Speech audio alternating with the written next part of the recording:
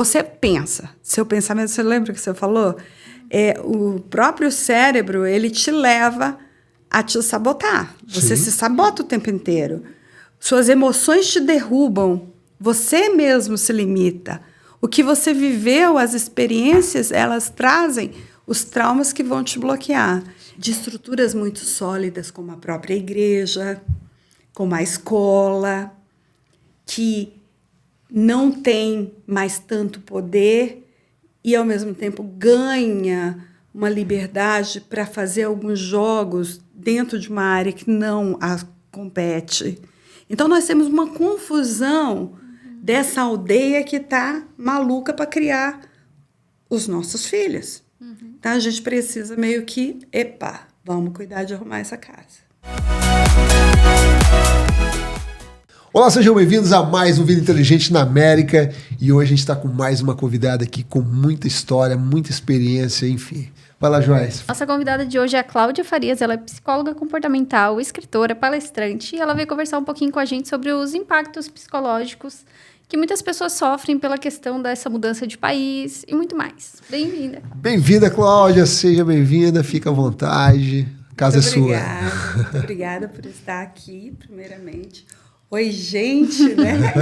Agora vamos falar aqui rapidinho do nosso grande parceiro, a Right Time Cleaning, que são especializados em limpeza comercial e residencial. Já pensou você dar aquela festa e ficar preocupado como que vai ser a limpeza, principalmente dos banheiros? Digo uma coisa para você, contrata a Right Time Cleaning e tira essa preocupação da cabeça. Vá cuidar dos seus convidados e deixa que eles cuidam do seu evento. Então, não perde mais tempo. Vai lá, chama o meu amigo Joelson, que esse eu confio, esse eu assino embaixo. Então, Cláudia, que vem de Brasília, né, Cláudia?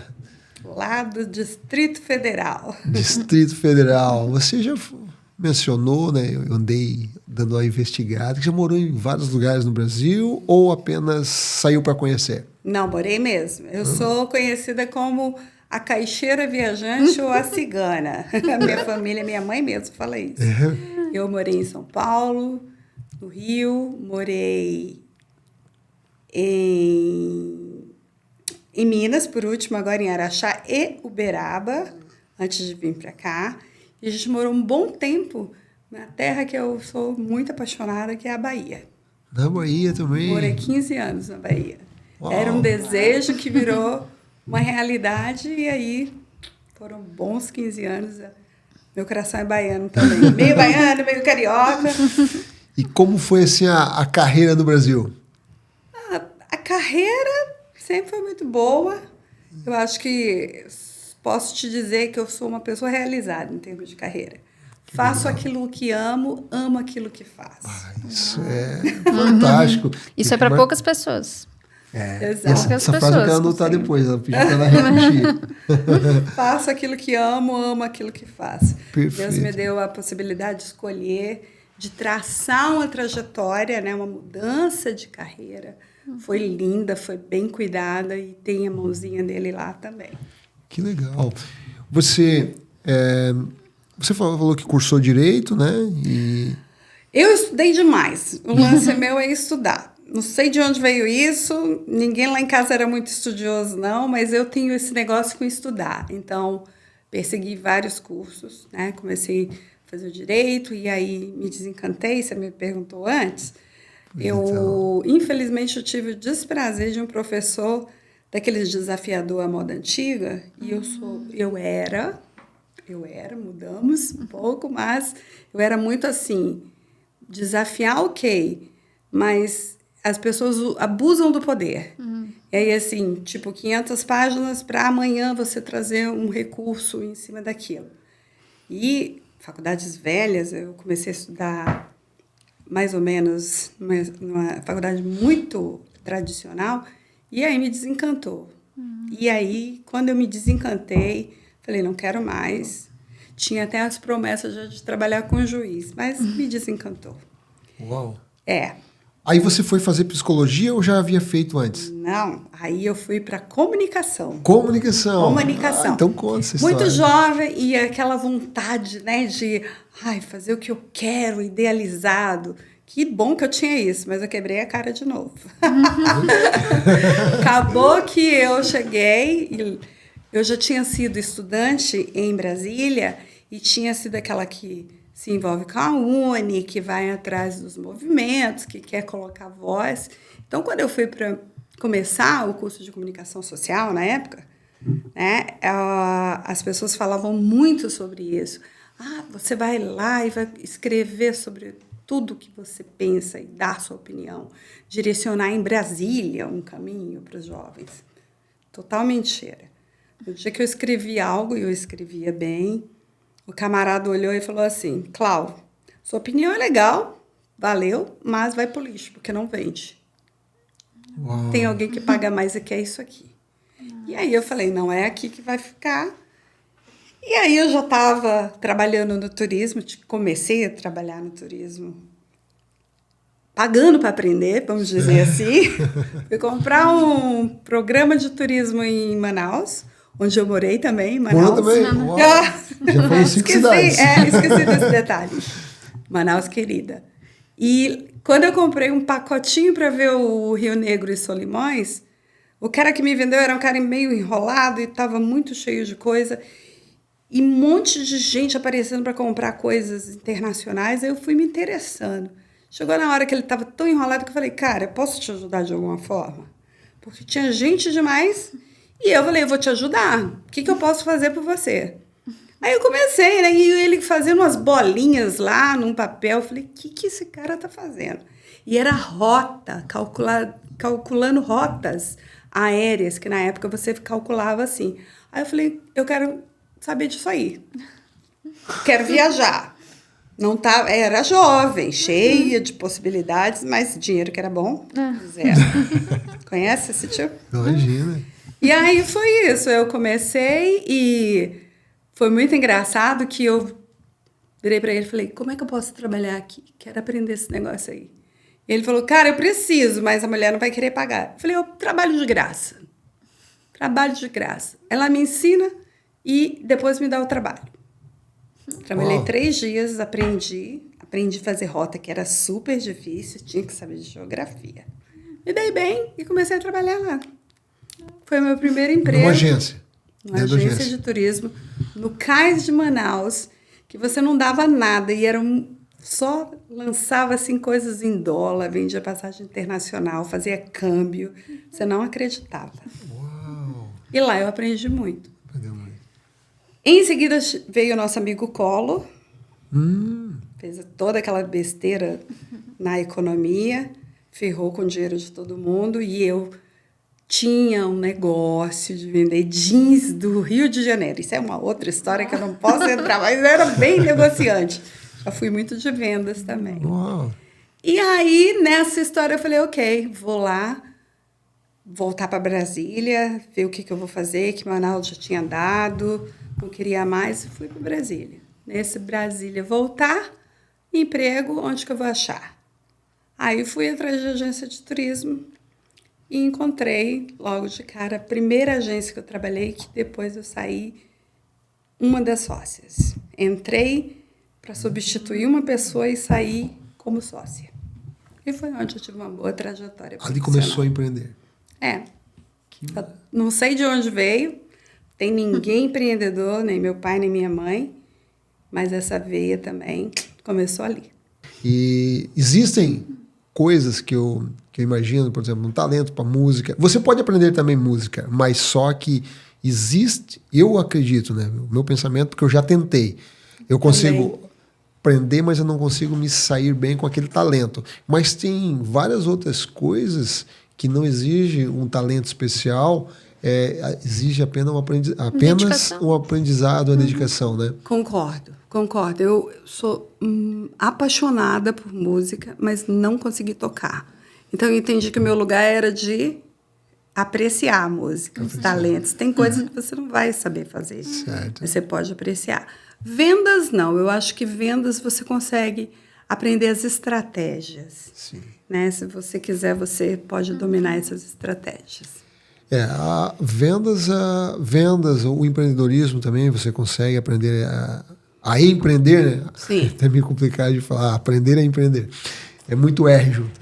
Eu acho que você está certíssimo, porque eu vejo meu marido, ele nunca pensou em ser empreendedor e ele está empreendendo aqui na América e está se saindo muito bem. Que bom, isso é interessante.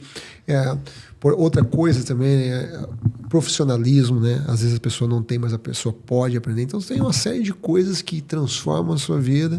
Às vezes as pessoas acham, isso não é para mim, isso não vai. Não, tem coisas. Exato. Eu acho que dentro do negócio, né, tirando esses talentos especiais, um jogador de futebol, um ator, de repente, às vezes, alguma coisa, eu acho que tem que ter um certo talento, mas a maioria das profissões, eu acho que tudo é aprendido, não sei se existe essa palavra, mas a gente pode aprender. Yes. A gente pode aprender. Vamos mudar assim. Não vou cortar, não. Aprendível. Não sei de onde tirei essa palavra. Depois do ensinável, agora vai aprendível. Depois eu vou procurar no dicionário. Mas depois do turismo, depois da agência, depois de empresária, empreendedora... Sempre gente. Comecei um negócio com gente... Porque eu sou uma pessoa complexa. Eu não consigo falar para você uma coisa simples. Eu tenho que falar várias palavras e eu tenho que te explicar e te dar o porquê. E para você visualizar o negócio todo. Então, eu comecei a treinar jovens. E jovens que tinham que me atender, né, na minha empresa, no caso. E treinar jovem é complicado. Porque ou você treina muito bem para ele ser bom, ou você vai ter meia boca. E aí eu falei, eu quero os bons. Para você dar essa visão do que é bom para um jovem, você tem que envolvê-lo. Né? Acabei de fazer isso agora no treinamento que eu estava dando. E você tem... Para acessar um jovem é muito difícil, porque eles têm as emoções muito complicadas, muda o tempo inteiro, são dispersos. Então, você tem que trazer ele para você. Então, eu comecei a treinar, ia te explicar, olha, você vai botar essa água nesse copo. Por quê? Você vai fazer assim, porque você pode manchar a mesa, você pode não sei o quê. Então, era uma explicação enorme para pequenas coisas. E aí, eles mesmos falavam para mim, Clau, você é uma professora. Você não está me dando um trabalho, você está me ensinando a viver. E aí, isso ficou muito latente, porque eles iam se transformando em bons profissionais. E, ao longo da minha carreira, realmente, todos que passaram por mim, a grande maioria hoje são bons profissionais, estão em cargos de liderança, assumiram as empresas que eu deixei. Então, funcionou o negócio. Que legal. E ainda não tinha vindo a psicologia? Não, ainda não. E o treinamento de desenvolvimento, quando eu entrei, era uma brincadeira para sanar minhas necessidades. Isso no Sebrae, que você comentou anteriormente? Pois é, comecei sendo cliente do Sebrae, depois me tornei consultora do Sebrae e do Senac, e fui crescendo. A consultoria, vários cursos. No que eu ia me formando, eu também ia aumentando meu portfólio, e a consultoria, e foi crescendo. E durante o tempo que eu tive agência de turismo, eu, ao mesmo tempo, fazia os treinamentos, tanto de jovens quanto da parte de vendas, muito boa na área de vendas, que eu fui no passado, e, aos poucos, fui fazendo também para a liderança. Então, fui ganhando um certo mercado, fiz a parte de planejamento estratégico, algumas coisas na área de marketing, que eu já era muito interessada, então fui indo. De repente, eu descobri que no final era a gente mesmo, no final era o líder, por trás daquele homem, com os problemas que a empresa tinha, era a comunicação, era como lidar com as emoções. E aí fui indo, fazendo a carreira em gestão de pessoas, depois treinamento de desenvolvimento, realmente como uma formação que veio depois com várias estratégias, né, oratória que eu te falei, a questão de você treinar a pessoa para liderar. Então, veio tudo isso e aí foi crescendo. Desenvolvi o coach, né, fui das primeiras gerações de coach, há mais de 10, 13 anos atrás, então, bastante tempo. E mesmo o coach, na época, ele entrou como uma ferramenta para liderar, para gerenciar negócios, mas depois o Life mostrava essa fragilidade. E aí, aos poucos, eu fui me envolvendo e a psicologia veio e Naturalmente. E entrou. E, na verdade, a psicologia era o meu final.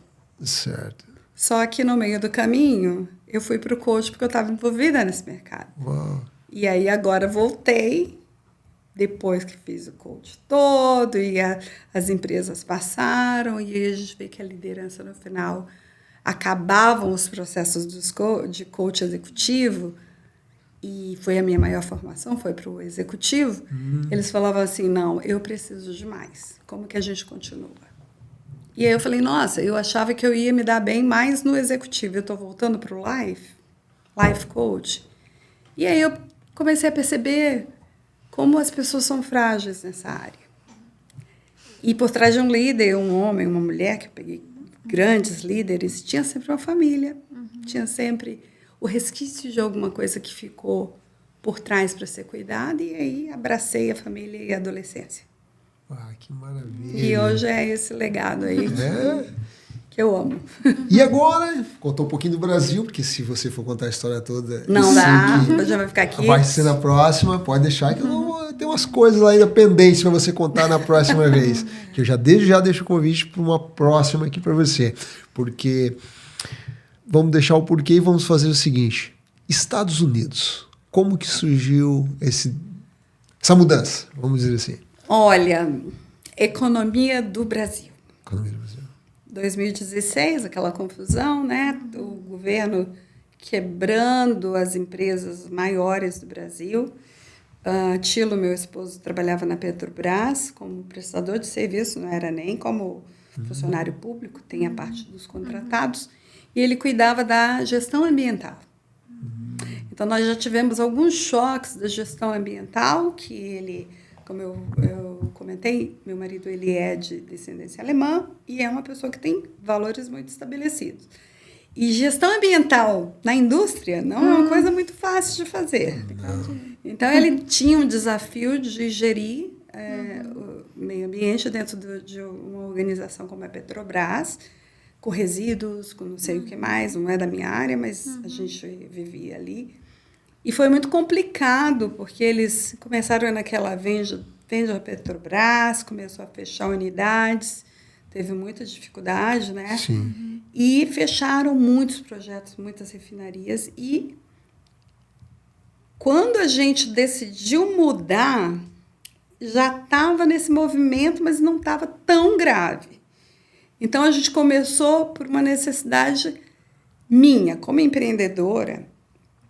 O mercado já estava complicado. Eu tive muito tempo agência de turismo na Bahia e trabalhei com turismo. Você morava na Bahia antes de vir para cá? Sim, a gente estava nos últimos 15 anos na Bahia. E aí, o mercado de turismo já estava vencido pela internet, pela tecnologia. A agência de turismo praticamente sofreu muito com o mercado, né? Até hoje está aí se recuperando, tem algumas fortes agências que persistem, mas o mercado mudou muito. Antes era o quê? Comissionamento, e você não precisava cobrar do cliente. E o cliente dependia de você, dependia da língua, dependia de você entender da geografia da história, e a internet abriu isso, te deu de presente para você fazer tudo. Liberdade. Por outro lado, uma dependência muito maior de você entender dos recursos.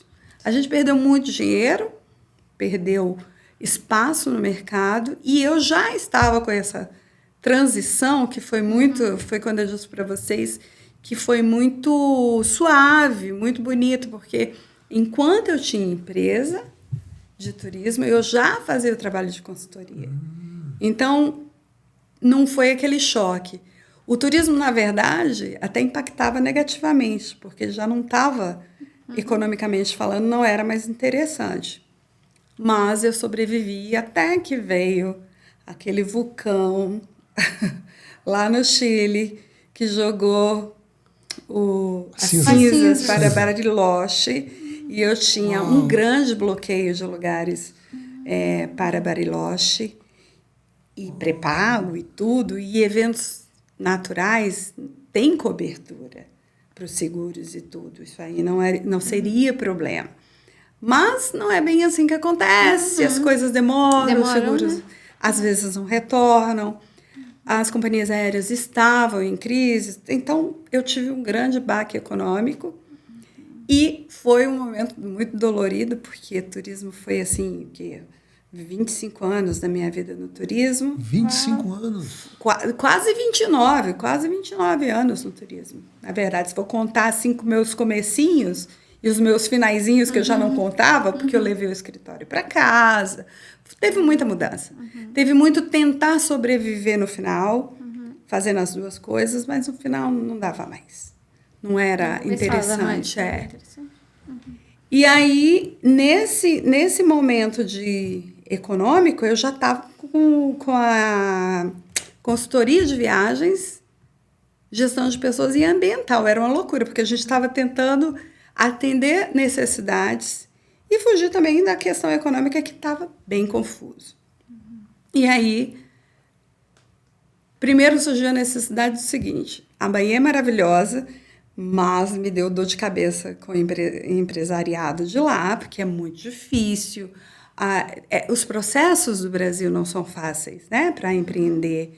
E os custos de manter folha de pagamento e impostos. Chegou uma hora que eu falei, eu não quero mais isso, quero uma coisa menor e quero estar próxima da família. Já tinha 15 anos na Bahia, eu falei, agora a gente vai mais para perto.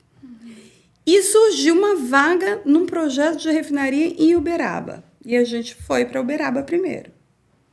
Só que, isso aí já dei um tiro no escuro, mas tinham coisas pessoais interessantes, porque a gente já está próximo da família. Minha filha ia estudar numa escola técnica em Minas. Então, a gente avaliou e vamos embora.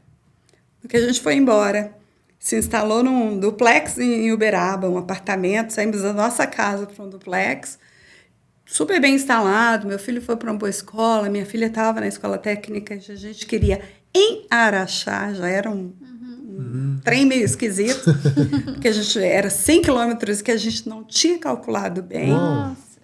Mas até nisso, Deus foi bom, nos ajudou. E deu tudo certo.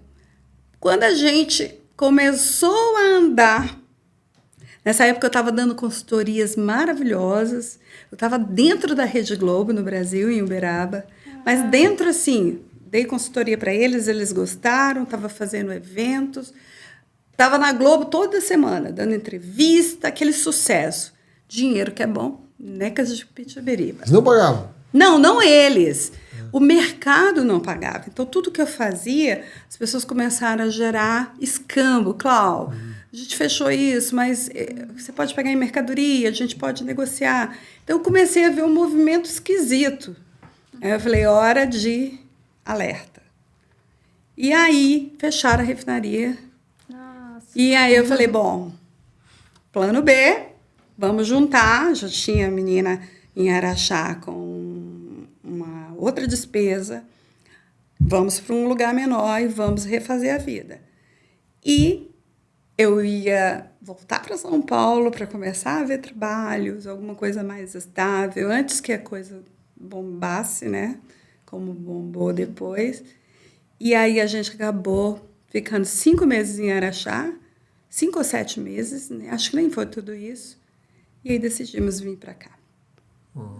Alguns desafios que a gente é muito flexível, tentou fazer, tentou viver, mas o Brasil foi definhando economicamente que ou você saía bem planejado, como a gente saiu, para começar aqui direito, ou você depois não ia ter nem essa opção. E assim, a gente tinha a opção de ir para a Europa, porque o Tilo é alemão, descendente direto, e a gente já estava com todo esse plano. Só que eu falei, eu vou morar na Alemanha, eu não falo alemão.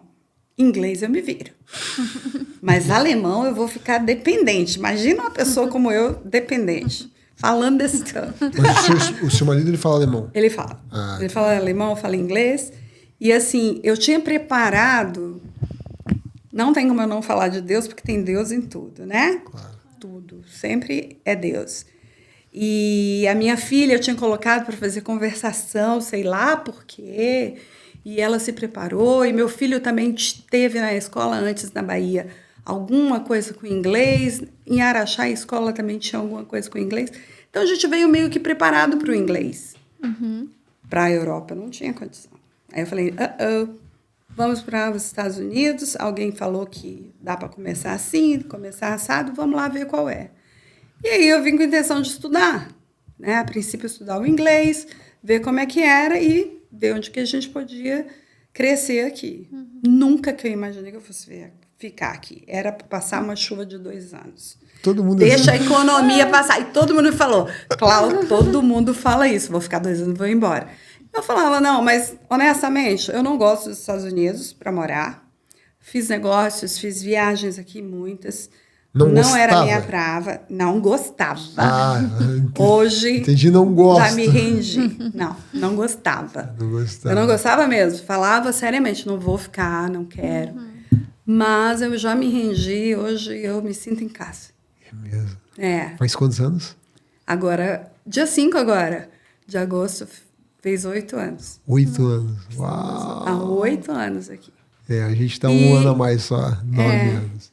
E eu vejo o propósito de eu ter vindo para cá. Né? Quando eu acabei a turma agora, eu falei para os meninos, eu vim para cá, nunca pensei que eu fosse ter que voltar para uma universidade de novo, para pegar mais um título, porque eu já tinha, e ter que provar tudo aqui, ter que começar de novo o mestrado, que eu já, de certa forma, tenho, ter que fazer de novo para ser reconhecido na licença daqui é muito complicado. Mas, porque tem algo maior por trás. E esse algo começou lá no basement da minha casa, na necessidade da minha filha, que veio para cá com 17, deixando o mundinho dela, complicado, e do desafio da gente migrar, da gente trazer filhos adolescentes, encarar uma mudança que é nossa. A gente tem uma visão do que é importante para eles, mas a gente meio que destrói o mundinho deles para reconstruir em outro lugar. Então, ela chegou, a gente mora em Ashland desde que a gente chegou, e lá ela foi para a high school no 2º ano, e foi assim, desafiador para ela, e a gente teve que moldar um suporte. Enquanto eu suportava ela, apareceu mais um monte para eu dar de suporte.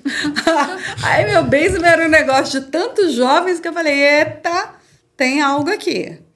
E aí venho caminhando aqui, comecei a voluntariar em várias áreas para ajudar a adolescência, porque até então não podia atuar. E vim no voluntariado aí enquanto estava estudando, enquanto estava fazendo outras coisas. E hoje eu estou numa das grandes agências de Massachusetts, que é a Wayside, que cuida de famílias e adolescentes. E eu vejo que é realmente quando Deus fechou, mais uma vez o que eu te disse, é o propósito e o amor pelo que você faz. Tudo se encontra. E que legal. eu estou vivendo um momento muito especial, porque eu estou realmente aonde eu sabia que Deus ia me colocar. Que maravilha. Mas daí já não é mais voluntário agora. Né? Não é. Que beleza. Pelo menos agora está aparecendo dinheiro. Nesse meio do caminho eu também fui... trabalhei durante 1 ano na Embaixada, no EMUB, no Espaço da Mulher Brasileira. Acabei ajudando um pouco lá nesse setor, foi muito interessante para conhecer outras necessidades de violência doméstica, as demandas daqui.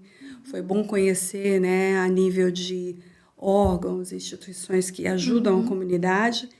Como eu já fazia isso de uma maneira informal, me colocou mais perto para poder ajudar mais pessoas. E aí eu venho aí, tá no sangue esse negócio de conectar as pessoas, de ajudar e de dar um direcionamento. Que legal isso! Show de bola. É muita coisa. Mas assim, tudo, se a gente conta uma história, uma volta enorme, mas eu vejo sempre que era esse o caminho. Porque...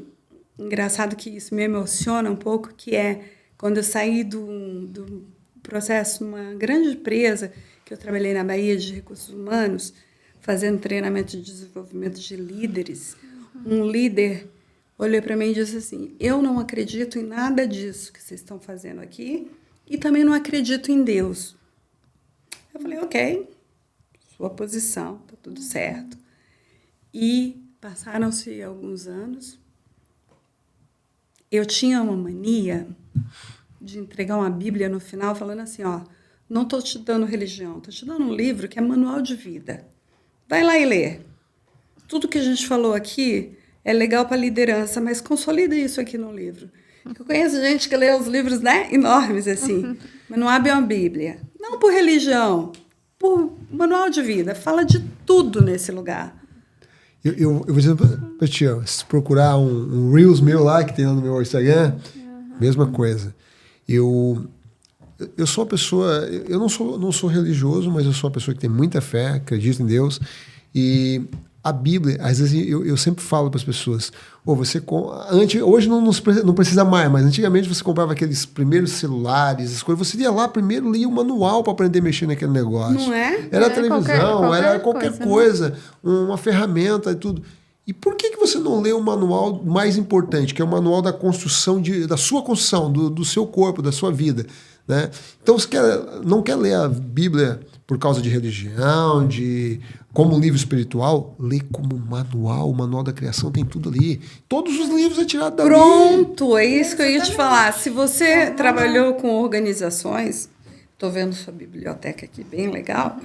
Eu sei que você leu livros e você diz assim, aqui tem algo da Bíblia. Alguém buscou uma referência. Tem muita gente que fala, mas é um livro escrito por homens. Não pode ser. Eu creio. Mas você não precisa crer. Vai ler e ver o que você tira de lá. Esse é o convite que eu faço. Sabe? Aliás, eu não gosto de religiosidade também, não. Eu gosto que você dê chance a trabalhar duas coisas. Aprender e deixar o espiritual fazer parte da sua vida. Porque é uma das suas áreas. Sim. Não ignora. A gente é corpo, alma e espírito, né? Exato. Agora, eu quero te perguntar uma coisa que eu tenho curiosidade. Geralmente, psicologia, eu imagino, né?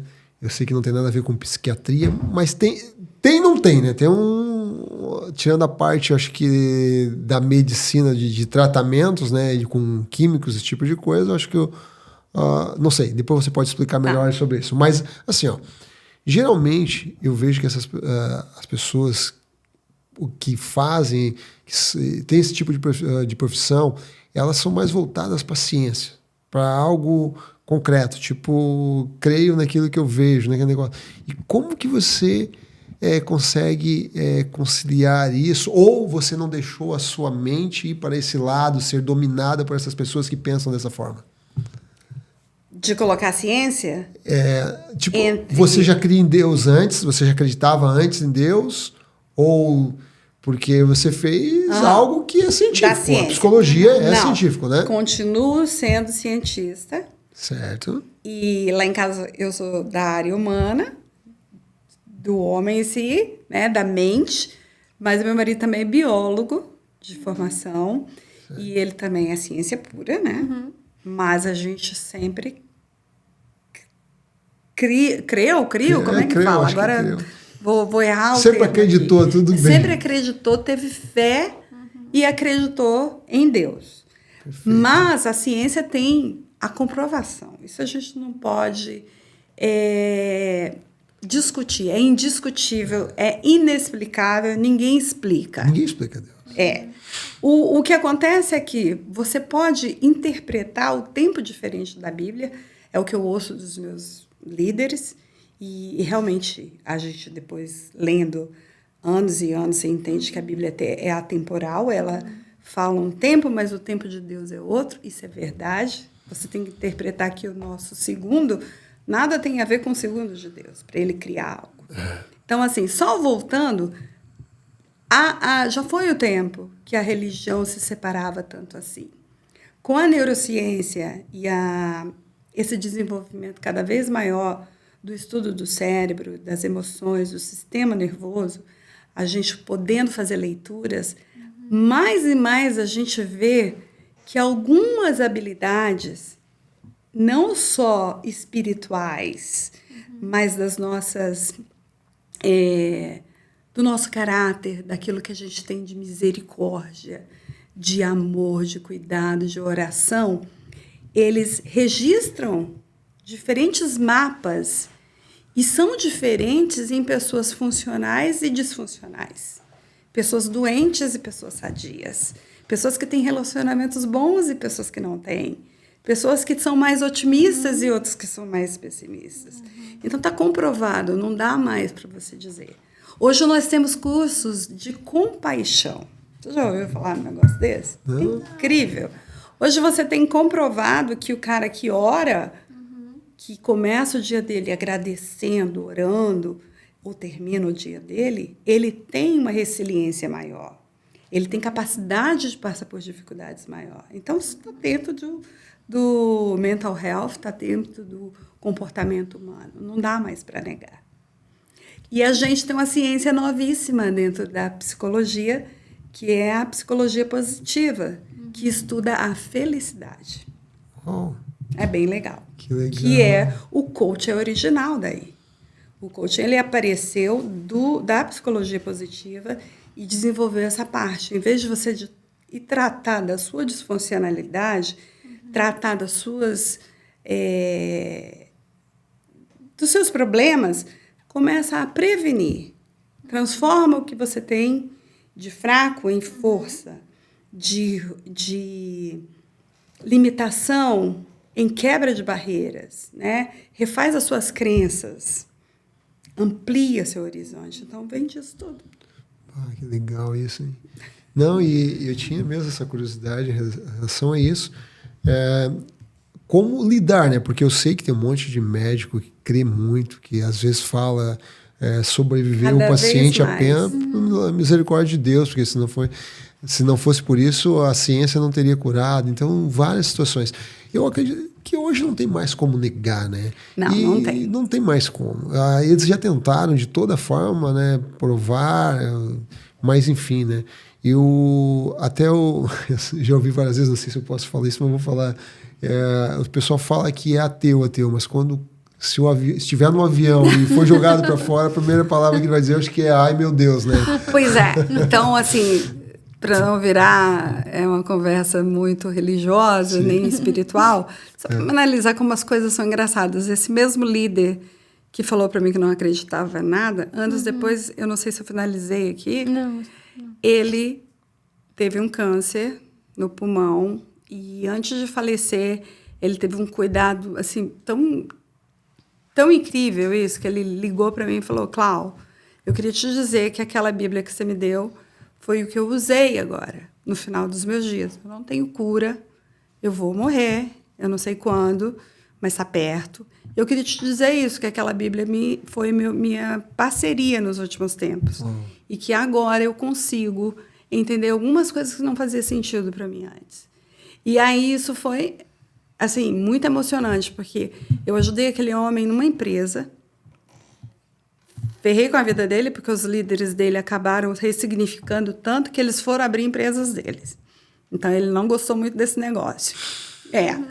E anos depois, você ouvir de uma pessoa que alguma semente foi dada naquele ato de estudar um livro, então você sabe que há um movimento muito grande quando você está aberto a aprender, seja em qualquer área, mas na espiritual, né, eu acho que a Bíblia ela fala com você de diferentes formas, porque nós podemos crer em qualquer coisa. Deus nos dá esse livre-arbítrio, mas Ele fala com você diferente em cada situação, e é isso que é o mágico.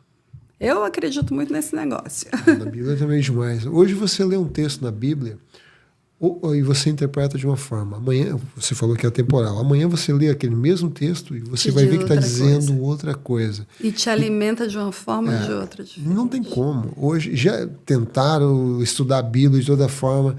A Bíblia, eu vejo assim, um livro muito perfeito para ter sido escrito pelo homem.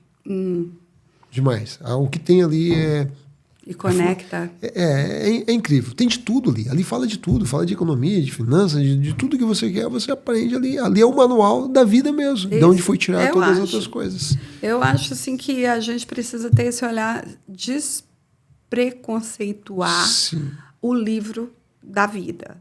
Tá? Você não quer dizer que ele é de Deus, mas é o livro da vida. Tá? Verdade. No final, você tem que acreditar que tem um criador nesse negócio todo. Daqui a pouco as estrelas aparecem. Amanhã de manhã um sol se põe.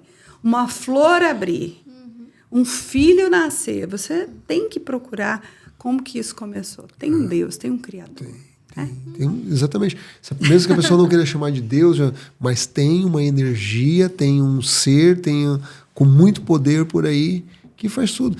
Se a gente for entrar nesse detalhe aí, a gente vai ficar até amanhã de manhã falando de Deus, de tantas maravilhas. A gente direcionou para esse lado, aí você já faz outro episódio. Mas eu digo uma coisa para você, aqui, em qualquer momento, onde eu estiver, se qualquer pessoa quiser conversar comigo de Deus, para mim é o mais importante. Eu não quero saber com preconceito de outras pessoas, de quem crê, de quem não crê, ou achar que eu estou levando para o lado religioso. Não é nada a ver. É Deus. Deus é Deus.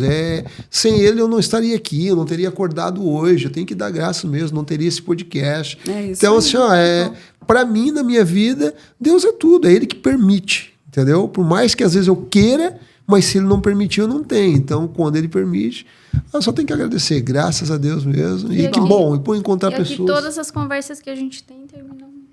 Termina e começa. Porque o que seria de nós, né? Você vê, a gente falou agora da neurociência, estudou a felicidade. Na felicidade, está comprovado que as virtudes é que levam a gente para a felicidade. Nada sustenta se não forem as virtudes. E as virtudes estão conectadas ao servir, ao amor. Então, o amor vence. Sempre vence. Eu ouvi uma frase que eu gosto, na entonação que o Silvio Santos uma vez falou, né? O bem sempre vence o mal. A gente acha que não, porque tem gente que faz tanta coisa e se dá bem, mas isso é propósito. Há propósito em todas as coisas. Exatamente. Tem um livro que eu estou relendo novamente, que é do Napoleão Hill também. Eu virei fã do Napoleão Hill. Ele é o Mais Esperto que o Diabo. Excelente. Muito bom. Não preciso falar mais nada. Ali, assim, é fantástico. A parte da entrevista mesmo é incrível. E, assim, independente se é fictício ou não é fictício, o que aconteceu, só digo uma coisa. Você sabe daquelas respostas, daquelas perguntas. Você tem o convívio daquilo ali. Então, assim, é uma briga com a sua mente. É você querendo... Tem dois caminhos. Porque, às vezes, a gente pensa no problema e pensar na solução, dá o mesmo trabalho. Você vai queimar neurônio igual. Por que não pensa nas coisas boas? Por que a gente vai pensar nas coisas ruins? Eu tenho um outro livro que eu acho que é aquele Como Convencer uma Pessoa em 90 Segundos. Eu não sei qual é. Tô virando fã por livro, né? Estou misturando. Não, mas eu acho que é nesse aí. Que fala muito sobre essa parte de você... Você falou de psicologia positiva há uns minutos atrás ali. E tipo assim, eu estava falando para ela, eu não falo mais... Aqui o americano diz muito, quando vai agradecer, no problem, no problem. Eu tirei o problema. Eu estou parando de falar a palavra problema. Não gosto de falar a palavra problema mais depois que eu ouvi isso. Porque, assim, por mais que você tenha colocado não problema, mas o seu subconsciente está gravando problema. Então, tudo que é ruim, ele está recebendo. E isso aí eu também tenho procurado, Cláudio, e com certeza estou aprendendo com você aqui mais também, e quero que um dia você venha falar mais ainda da psicologia, porque eu quero aprender também, e tem muitas pessoas que vão nos assistir que vão querer também aprender isso aí, porque não só a palavra problemas, mas todas as palavras negativas, todo tipo de coisa, eu tenho, como eu falei para você, eu tenho procurado saber, porque assim, o dia que você aprender a dominar a sua mente, você faz o que você quiser. Eu acredito nisso porque eu sei, o nosso subconsciente, ele não toma decisões, mas ele faz o que ele é programado.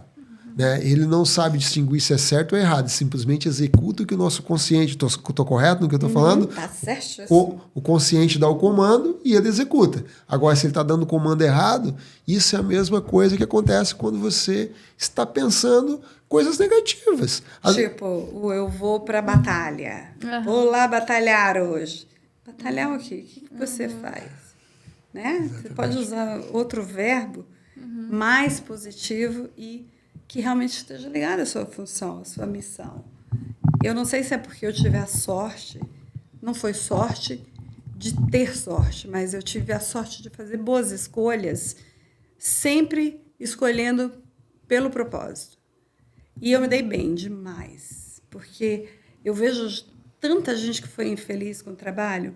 E eu lembro quando eu sou de Brasília, passei em concursos públicos e minha mãe, minha tia, que se elas ouvirem esse podcast vão lembrar, eu jovem, lá em Brasília, nessa época, trabalhando em turismo, e elas assim, sério que você não vai pegar o concurso público? Daqui a uns anos você não precisa mais trabalhar, você vai crescer, você faz a universidade, vai crescendo lá dentro.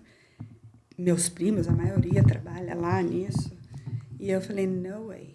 Eu não me vejo fazendo esse trabalho e me submetendo a regras e leis e esquemas que eu não concordo. Eu preciso vencer algo que eu não sabia na época, mas que hoje é o que eu mais falo na vida. Quais são seus valores? O meu valor número 1 é a liberdade. Como é que eu posso trabalhar num lugar onde eu vou ser tolhida de tudo? É completamente contrário. O funcionalismo público é muito bom, tem lá suas vantagens, mas você tem que conviver um longo período seguindo o sistema.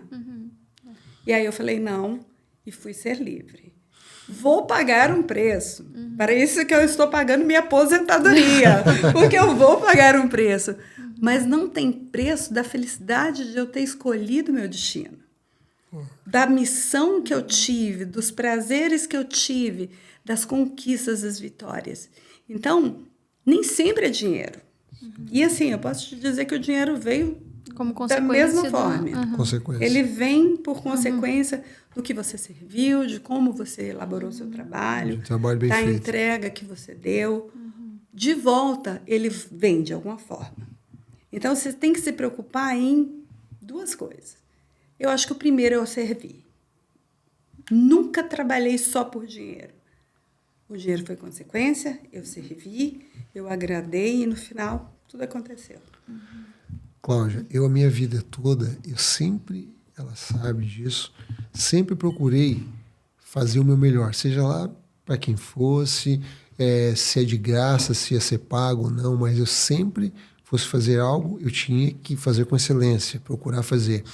E às vezes, pensa que não passou dúvida pela cabeça, ou tem gente que faz as coisas erradas tudo e tem uma vida financeira melhor do que a minha, o que está acontecendo, né? Às vezes eu falava, na época que eu reclamava, graças a Deus hoje eu não reclamo mais, eu reclamava com o pastor, às vezes, falava na igreja que eu ia e tal, e essas coisas, e o pastor sempre usava a palavra para mim falar, né? Que, não te compareis aos ímpios, aquele tipo de coisa, não começa...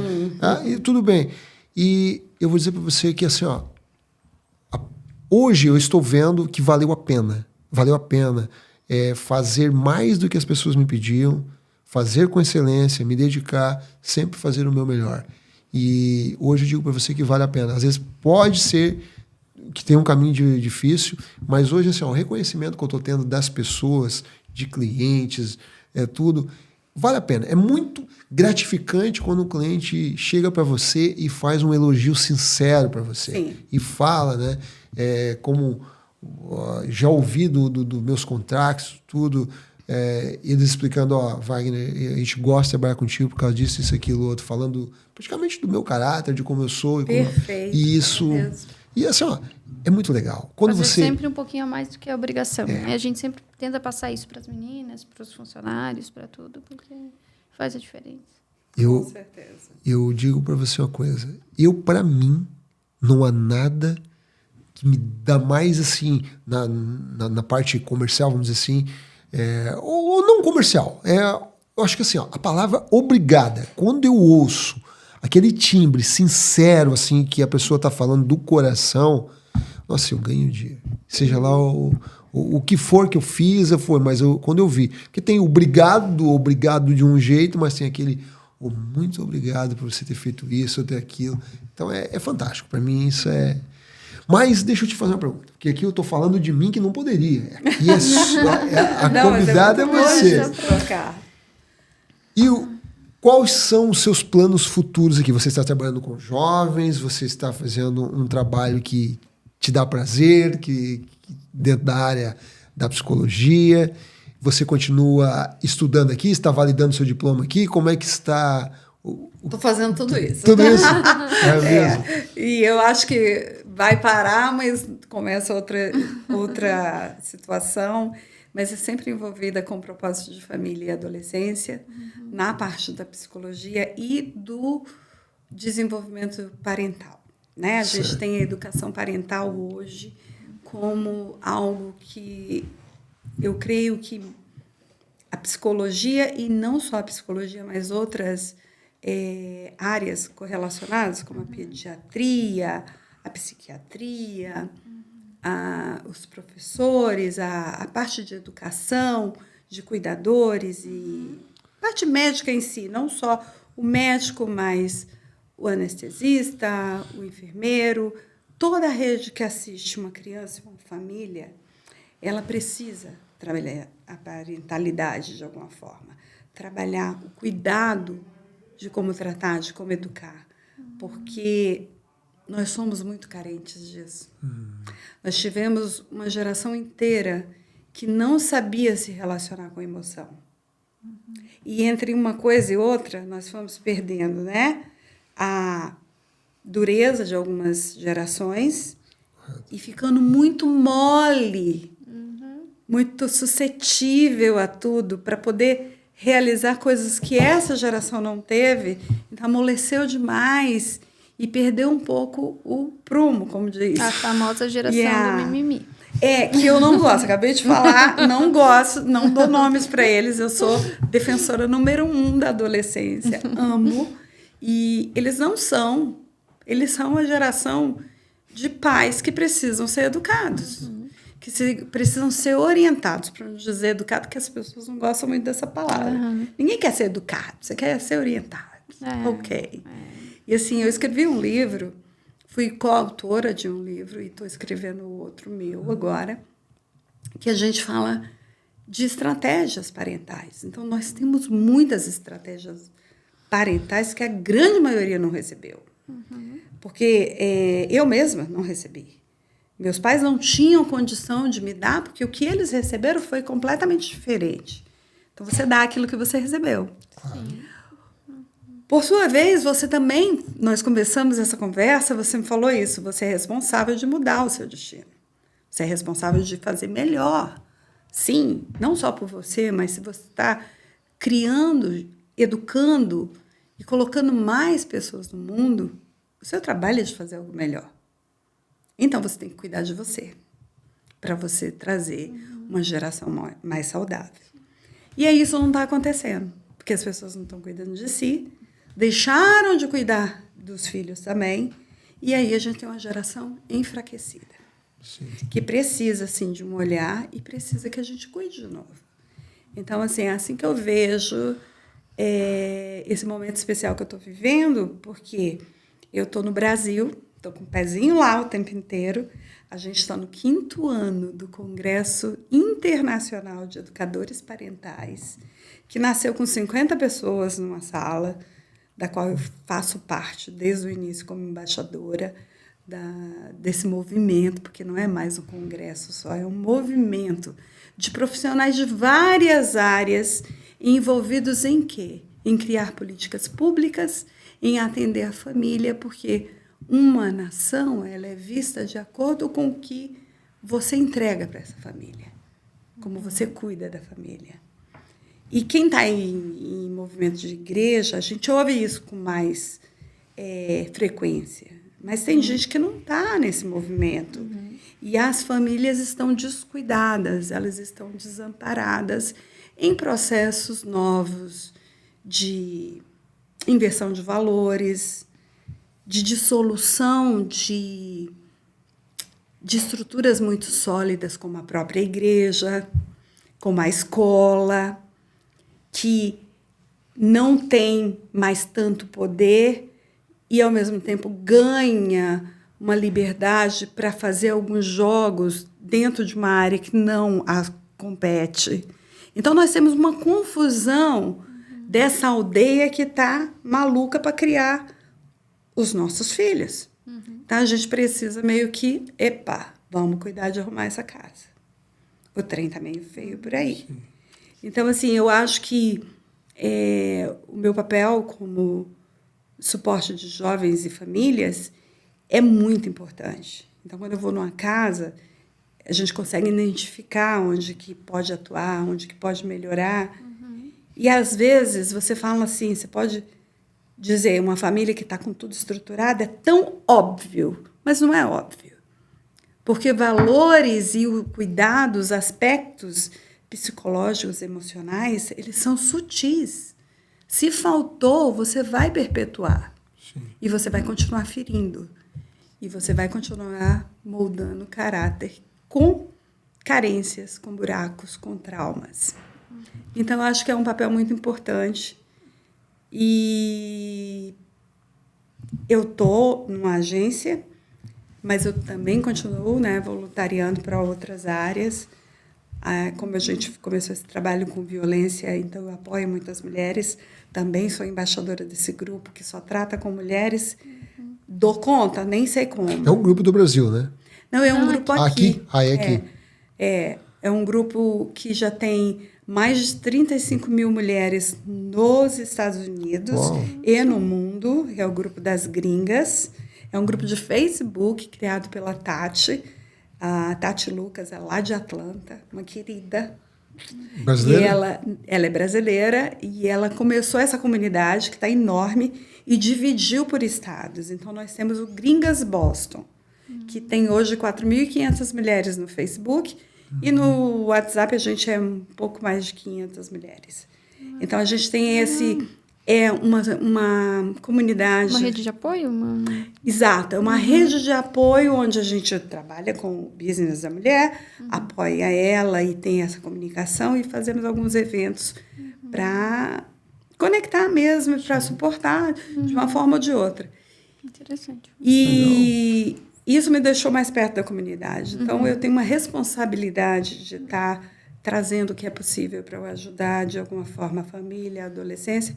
E a mulher a grande maioria é a mulher que está envolvida na maioria das grandes famílias. A líder da casa, o pai está trabalhando, o marido está provendo, é a mulher que está nesse lado. E também tem muitas mulheres singles aqui. Certo. Então, tem muito trabalho para fazer aqui nessa terra. Tem demais. Aí você atende, então, a domicílio também. Muito pouco hoje, porque as demandas da agência são hoje minha prioridade, mas eu tenho um pequeno atendimento, sim, e quais... pequena agenda, porque eu ainda acho que tem que ter espaço para esse outro trabalho. Então, assim como você, às vezes eu convido uns profissionais, porque eu vou conhecendo pessoas incríveis, que eu acho que eu tenho que dizer, você tem que ir lá falar para um jovem, você tem que ir lá falar com a família, né? Porque... Quando a gente gosta do que faz, a gente faz isso, né? De conectar as pessoas para que todo mundo tenha informação. Isso é tão rico, tão maravilhoso. E eu amo fazer esse negócio. Demais, legal.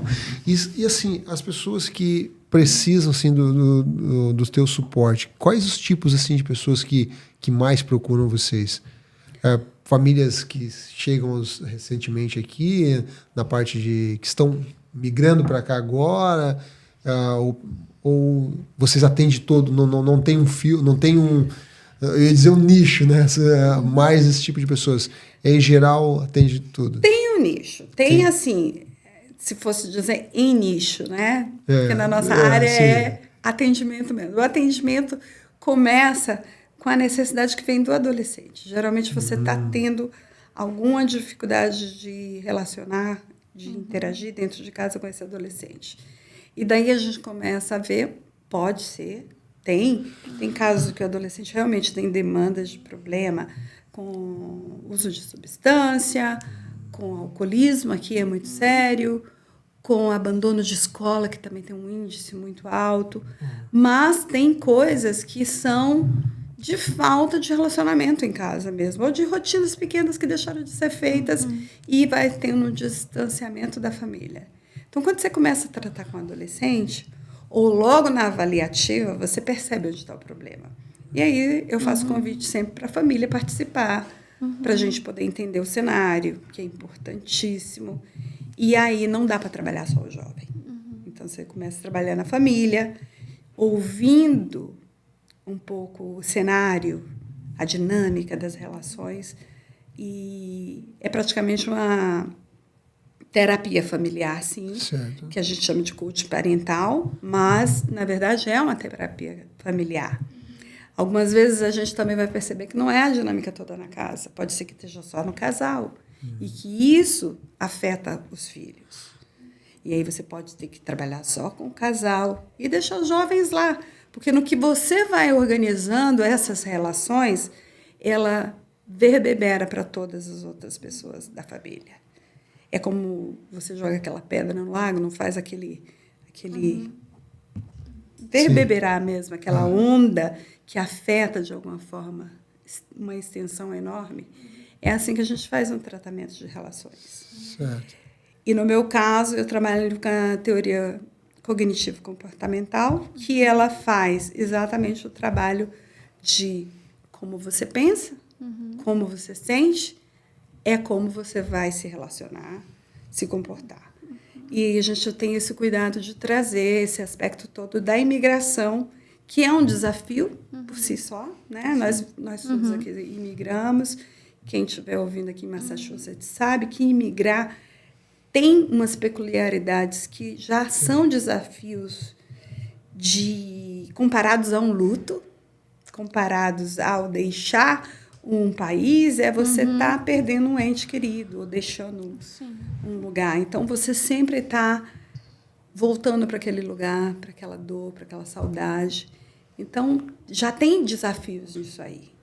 Então, as famílias aqui, o que eu percebi nesse voluntariado, nesse período todo que eu tive, enquanto eu trabalho no Brasil, tem duas coisas principais que eu acho que é importantíssimo a gente falar.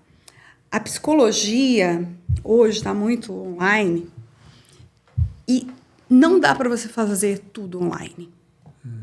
Porque eu consigo sentir você. Eu tenho um sensorial de sentir como você está, como que está a interação entre vocês sem vocês fazerem nada. O seu corpo fala, você mesmo, né? Fala, eu preciso aprender a fazer essa leitura. Então, até mesmo quando você não faz nada, você está fazendo alguma coisa. É verdade. Até a sua respiração, a forma como você se posiciona. Então, tudo isso a gente observa. Então, online é bom, foi importantíssimo. Nós tivemos um momento aí da pandemia, necessário. Mas o bom? Não funciona igual. Então, eu preciso, às vezes, ter essa interação. Segundo, muita gente aqui dos Estados Unidos gosta de economizar, pede o psicólogo do Brasil. Muito mais caro pagar em reais. E é muito mais barato pagar em reais. Só que os desafios são completamente diferentes. Eu não conseguiria fazer uma leitura das dificuldades daqui se eu estivesse lá. Não conseguiria. Por mais que eu morei fora também, passei uma temporada na Itália, passei uma temporada na Espanha, mas é diferente. Os desafios são diferentes quando você está até passando um tempo de quando você vem criar uma estrutura toda para você morar, trazendo a família. Aí o desafio multiplica pelo número de pessoas. Eleva ao cubo, eleva a 4. Então, não é nem só multiplicar, é exponencial. Você tem que entender que as dificuldades elas se multiplicam mesmo em tudo aquilo que você pensar. Você vai ter que dar conta dos seus desafios, das suas emoções, dos seus aprendizados e vai ter que dar conta da emoção do outro. Cuidar da família. No caso do filho, você está tendo que suportar. A mulher aqui, ela suporta ela mesma, que já é complicadíssimo, nós que sabemos. E a gente tem que suportar o marido. E a gente tem que suportar no sentido de dar apoio. Tá? E suportar os nossos filhos, porque é uma escola diferente, uma cultura diferente. Então, não é um preço que a gente deve economizar, porque o clima é um estressor, Sim. A economia é um estressor, a cultura é um estressor, que quem está fora não sabe.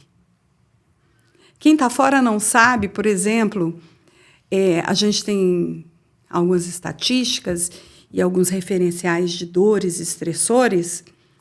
No Brasil são bem diferentes daqui. São os mesmos desafios, você vai dizer a mesma coisa, mas no fundo não é.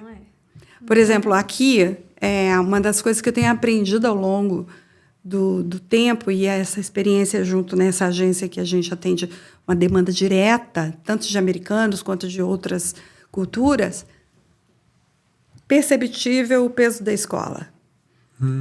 Os ritos, os mitos e as situações de desafios que um adolescente passa aqui. É demais. Uma menina aqui, ela é desafiada a ter relação sexual antes de uma idade que ela está preparada. E ela é desafiada no sentido que, se ela não fizer, ela é discriminada. Então, isso é uma pressão enorme, e isso traz desafios tremendos para uma menina que já está com várias outras demandas, que ela ainda não se conhece, que ela ainda está trabalhando a autoestima dela, ainda tem que lidar com a diferença cultural dos pais e a diferença cultural que tem no país. Então, uma coisa sobressai a outra, que é diferente no Brasil, né?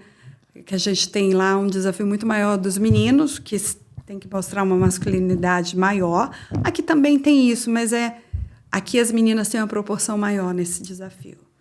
E na parte de uso de substância, os meninos têm mais. Então, nós precisamos fazer esse estudo de environment. O meio ambiente aqui, o ambiente onde a criança está inserida, o adolescente está inserido, ele vai ser direcionado muito pelo que ele vive, né? Nós temos tudo aqui. E por que nós temos tantos problemas? Era para estar tudo contemplado. O pacotinho é perfeito, o sonho americano é perfeito. Por que não é? Porque as nossas expectativas estão em relações, a pandemia nos provou isso, e estão na forma que a gente vive, o equilíbrio, a dosagem dessas relações. Então, acho que não dá para pagar o psicólogo no Brasil para te atender aqui. Ele não vai entender as demandas. Ele não vai entender você deixar, por exemplo, a gente deixa muito do nosso cabedal profissional para vir para cá.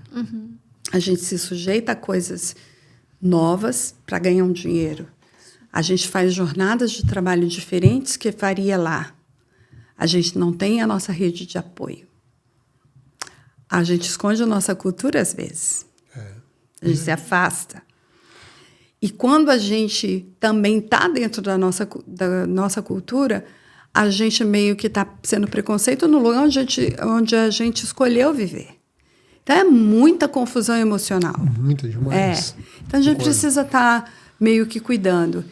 E a teoria cognitivo-comportamental, ela não só cuida disso, como ela também prevê que você não enverede para as disfunções, para as doenças emocionais. Porque depressão, a ansiedade,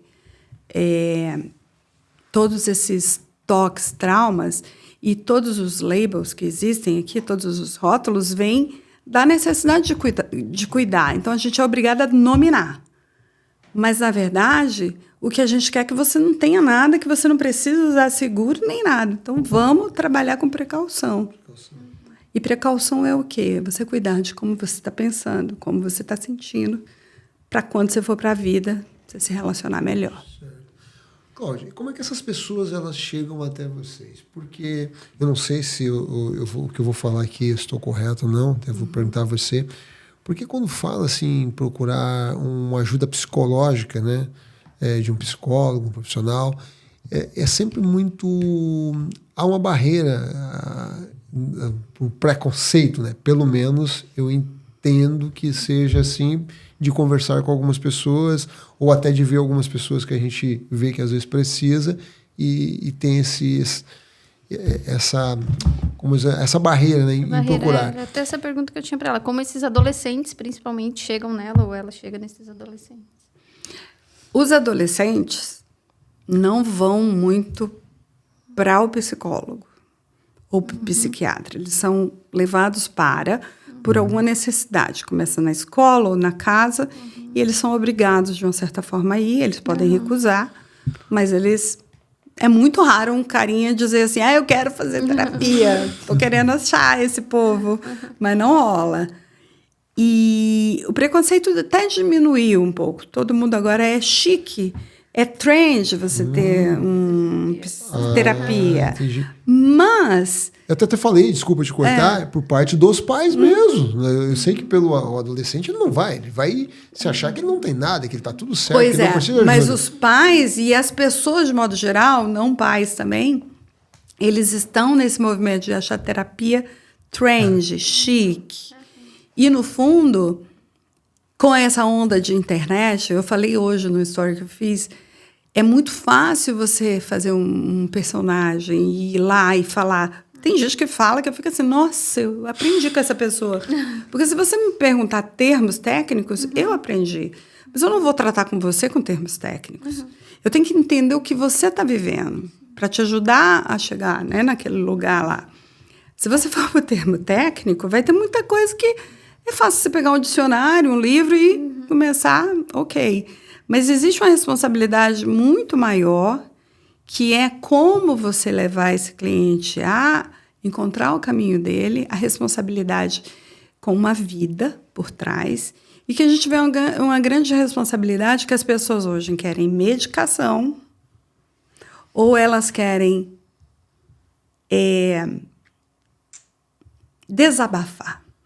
E isso não cura. E aí eu aproveito até o espaço para dizer sobre isso, porque muitas vezes a gente oferece a terapia e você tem um custo, e você tem que ter uma demanda de tempo, e as pessoas não querem isso, porque dá trabalho. Você quer o fast food, você quer o rápido, o instantâneo. Então, alguém vai lá, te oferece uma técnica que num grupo você vai lá e tem o mesmo resultado, fala tudo que você quer ouvir e te dá uma solução e você diz, é isso mesmo. E você faz numa sessão, resolveu toda a sua vida. Transgeneracional. E aí você fala, ok, tem coisas assim, não é ciência. Então, a gente não está falando de ciência, está falando de teorias que ainda não estão comprovadas. A psicologia é uma ciência. Nós temos várias teorias dentro da psicologia que é ciência. Existem muitas teorias que não são ciência, só estão em uso porque o que é trend vende. Entendi. Se você está falando o que é para mim e eu sinto que está me fazendo bem, vende, tá dando resultado. Mas não teve, assim, pesquisas.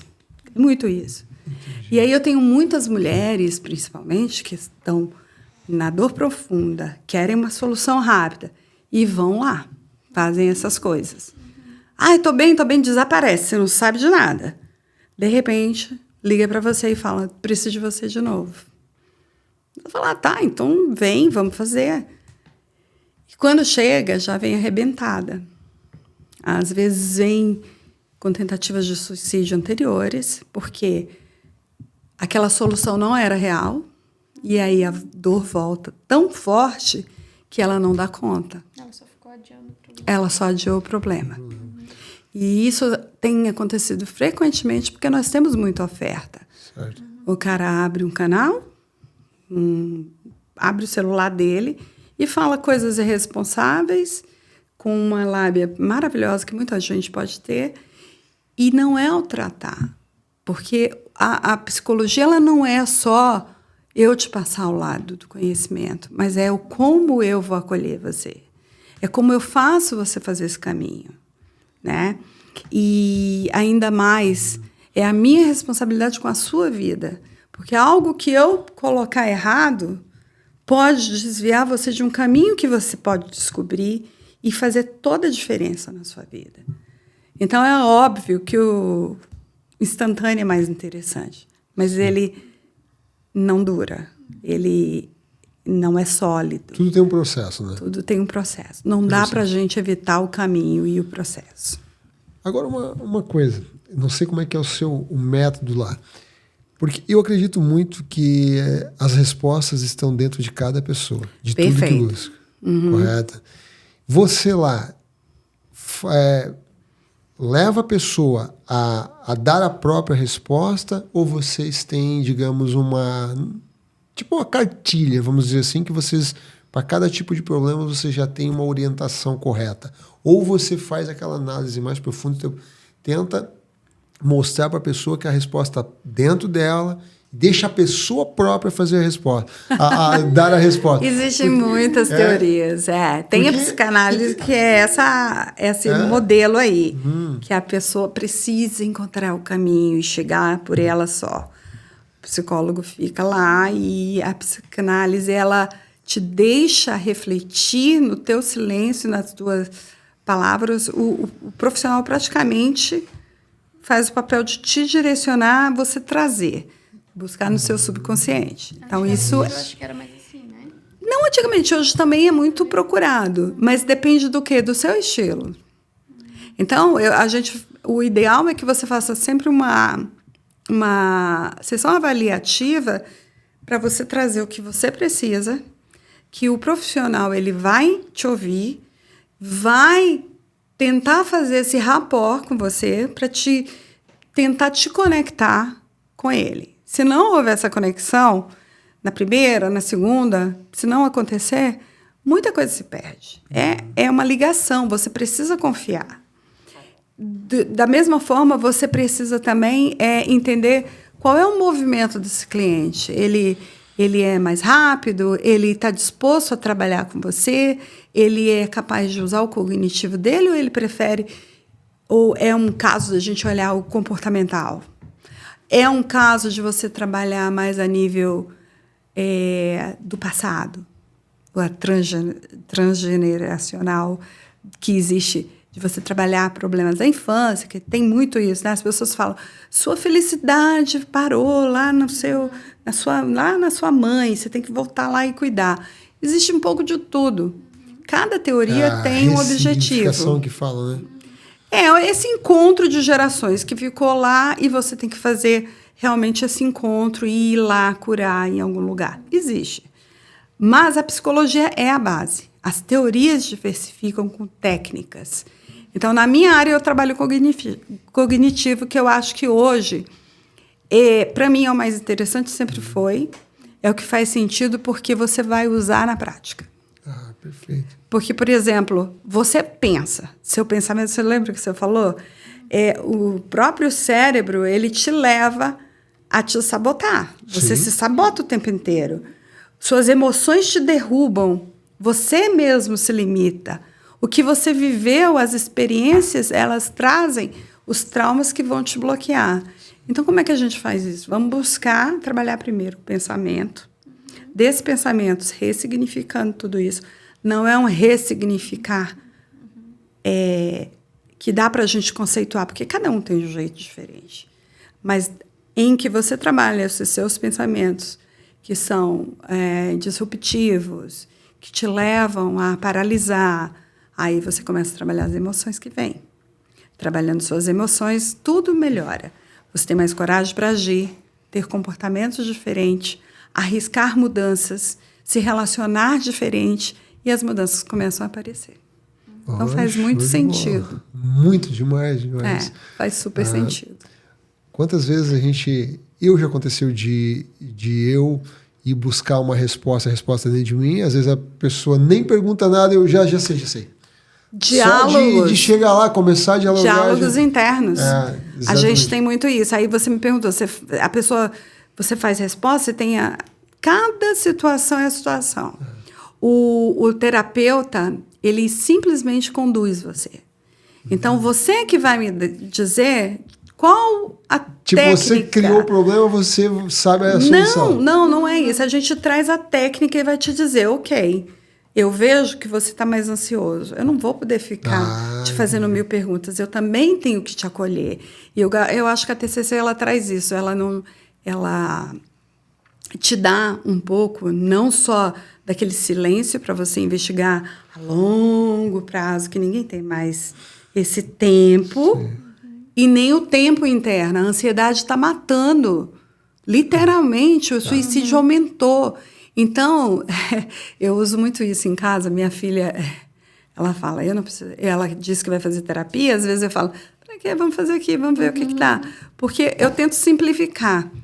Como é que a gente trata o ansioso? Eu vou aumentar a ansiedade dele?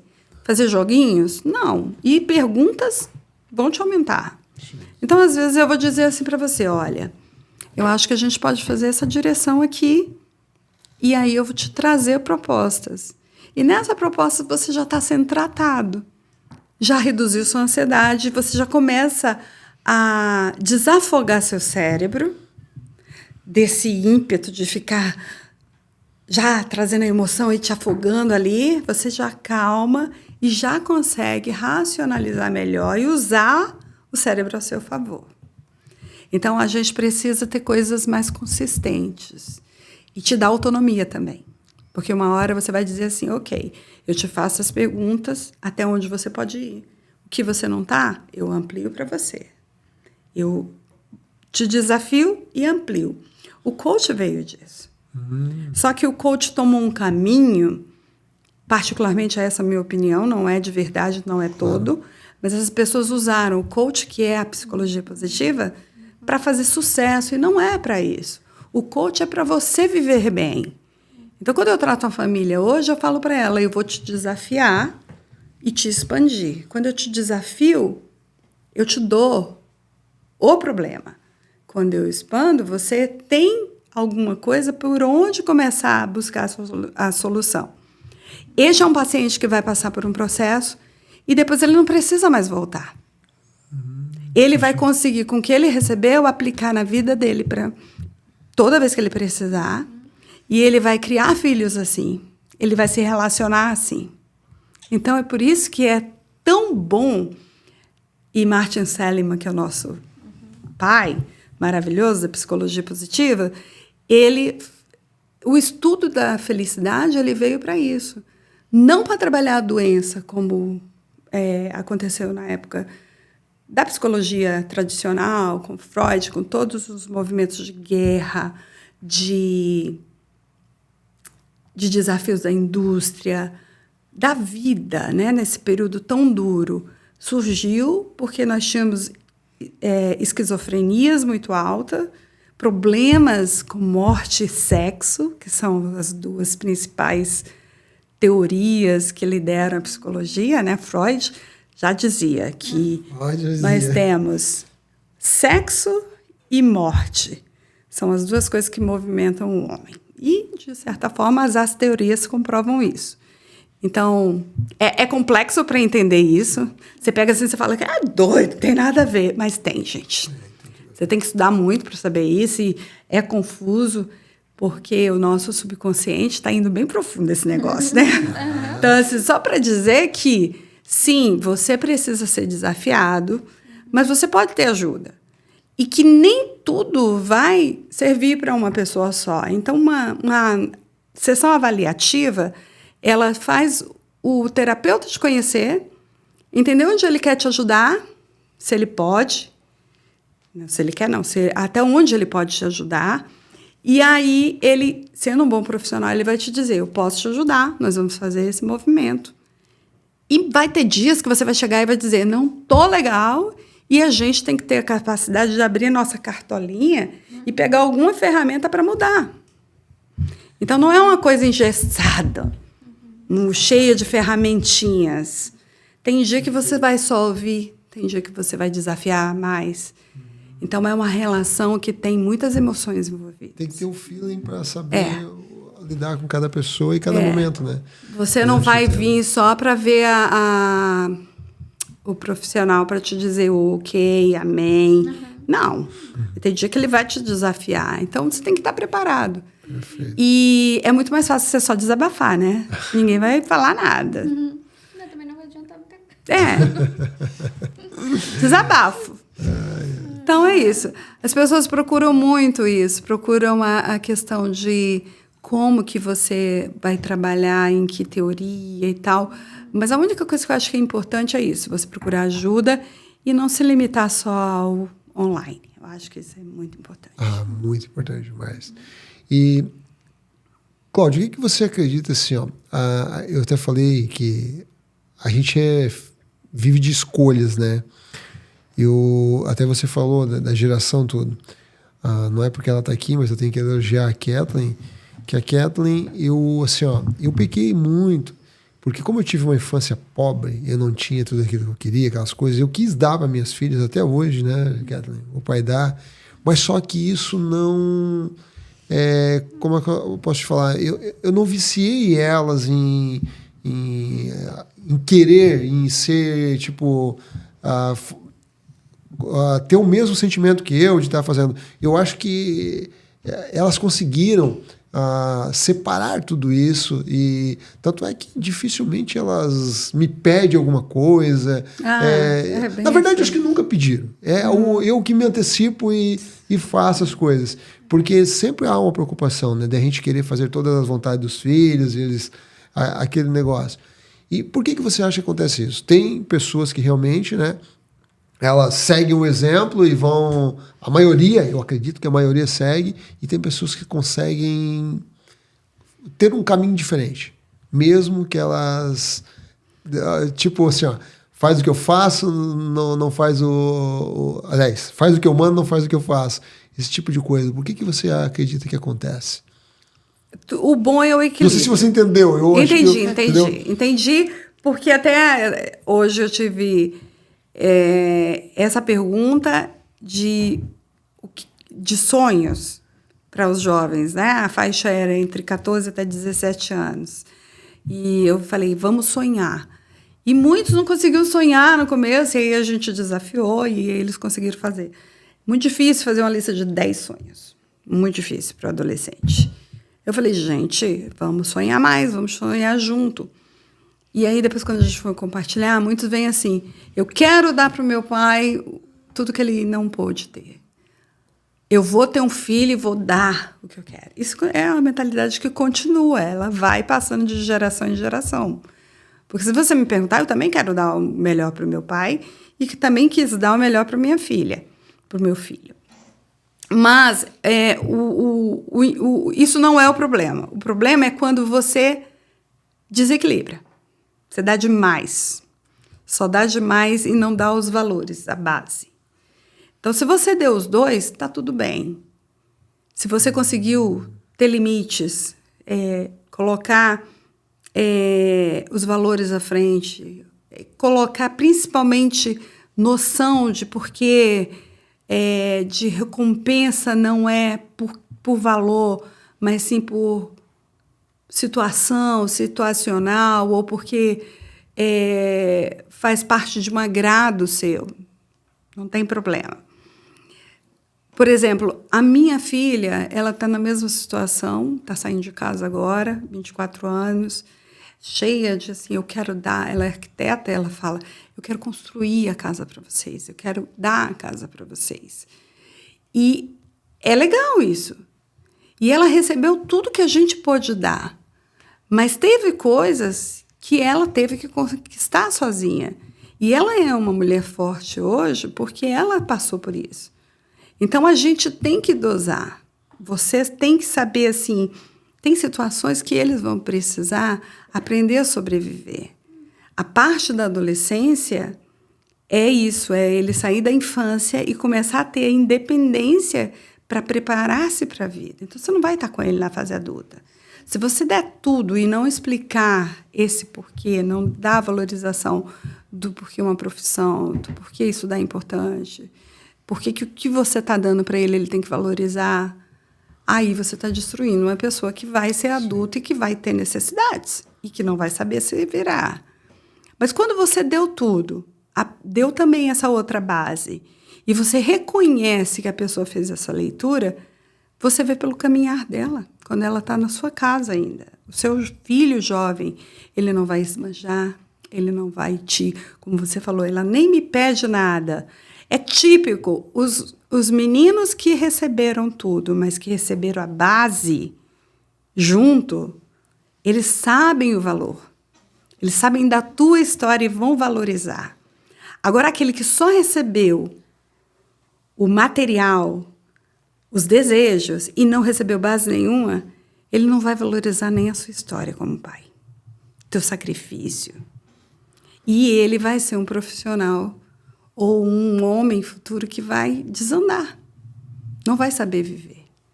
E tem uma história muito antiga que aparece muito nas redes sociais, e meu avô contou uma vez de maneira diferente, que é assim: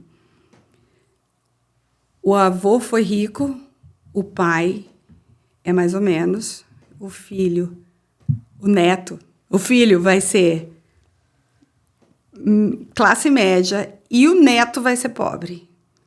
Porque os valores parece que vão degradando também, os interesses. Então, você tem que criar uma geração que tenha que correr atrás disso, que sinta valor, que tenha propósito. Né? Uma da parte interessante também da ciência da felicidade tem a ver com o significado da vida, né? O sentido da vida. Então, o que a gente precisa aprender é que você tem que encontrar o seu significado da vida para que você dê significado para o teu trabalho, para a tua jornada, que não pode ser só dinheiro, você tem uma família, qual é a tua prioridade? Falei sobre isso hoje. E, ao mesmo tempo, você tem que encontrar o significado para passar esse legado para os seus filhos. Eles, sim, vão usar isso e multiplicar isso no futuro. Oh, que legal, Cláudia. Legal mesmo. Eu, sinceramente, não tenho nada que reclamar das minhas filhas, só me enche de orgulho cada vez mais. A nossa já mora fora de casa, já faz 2 anos. Chegou uma hora que... chega uma hora que tem que ir, eles sentem necessidade de começar a própria casa, é bem legal. Que bom, legal. Então, como é que tá? Quer fazer alguma pergunta? Não, eu tinha uma pergunta aqui que era o que ela pensa sobre essa questão dos coaches hoje em dia, essa banalização, mas ela não falou, já deu a entender. Não, eu acho que a ferramenta do coach, sabe, é essencial, ela tem começo, meio e fim, que o ser humano precisa disso. Eu sei e ouço dos pacientes assim, você entra no processo, você tem 3 questões: financeira, tempo e saber onde você vai chegar. E eu acho que, assim, a teoria cognitivo-comportamental faz isso. Hoje, a grande maioria dos processos de terapia tem modelos de número de sessões. Eu acho que a gente precisa ter muito cuidado com bagagem. Você não consegue tratar de alguém com algumas horas de curso. Isso é fato. Você aprende algumas ferramentas. E o coaching tem ética. Eu não estou falando nada de mal do coaching, porque eu sou formada, acho uma técnica ótima, mas ela agrega um currículo. Não é que você pegou um simples currículo, um simples certificado e já vai. A própria escola que forma diz que você tem que ter horas de pro bono para você treinar, entender e ver se é a sua praia. Tem que ter experiência. Nem todo mundo que vai para um evento de coach vai ser capaz de ser coach. Sim. Né? O coaching, ele é uma ferramenta que você passa pelo processo. Mas para você ajudar outras pessoas, você precisa experimentar por isso. O que eu acho que o mais importante é isso. E se perdeu porque é uma mina de ganhar dinheiro. E assim, quando eu fiz, e eu fiz para comprovar uma teoria de um professor, que ele falava, o método é assertivo. Ele engaja e faz a gente direcionar a terapia para uma outra coisa. Eu fui fazer com pezão atrás. E aí, eu saí de lá, eu falei, eu vou testar na minha vida pessoal, vou ver com a minha filha, que ela foi meu case. Na época foi, porque ela estava na idade, assim, terrível. E eu falei, vai ser, se eu conseguir dominar as emoções e fazer tudo para vencer os desafios que ela trouxe, as técnicas estão passadas. E foi muito legal, porque, na verdade, é uma leitura mais simplificada das outras teorias da psicologia. Tudo não é novo, nada do coach é novo, está dentro da psicologia, em primeiro lugar. Então, se você vai fazer um coach, é melhor você fazer uma terapia. Faz terapia e procura alguém que tenha a ferramenta do coach. Agora, fazer o coach, você está, de alguma certa forma, sim, enriquecendo escolas e projetos que levam sempre para esse tandã. E eu odeio esse tandã. Todo mundo que me conhece sabe, porque eu acho que nem todo mundo está preparado. Tem pessoas que são muito frágeis para poder ajudar outro a fazer uma transição emocional. Então, você precisa estabelecer isso. Você tem limites, boundaries. Você está lidando com vida, né? E muitas dessas pessoas que fizeram formação esquecem que tem um código de ética, que você tem que ir até um certo lugar e ter cuidado. E é muito complicado, é perigoso. Verdade. Isso aí eu já vi muitas coisas, situações. Por isso que eu vejo que hoje a profissão coach, assim, ela deu uma banalizada. Até pessoas que você ainda falou que teve a formação, teve tudo. Tem pessoas que não têm a formação. Elas acham que eu vou ser coach disso aqui e sai vendendo curso e falando. Se rotula coach. Na verdade, se rotula. Na verdade, eles não são coaches, são excelentes vendedores. E vão lá e acabam vendendo, mas não entregando. Isso que dá a diferença. E o coach de sucesso ou o profissional de sucesso, você tem que olhar para a vida particular. Tá bem? Tá conseguindo manter suas relações? Tá conseguindo viver em relação com o filho, com o marido, com a esposa? São as relações que mais te deixam à vontade para você errar, emocionalmente falando. E todo mundo erra, é lógico, e tem o direito de errar. Mas é como você volta dessas coisas, é como você conserta, como você reconstrói as relações e mantém, que é o grande segredo.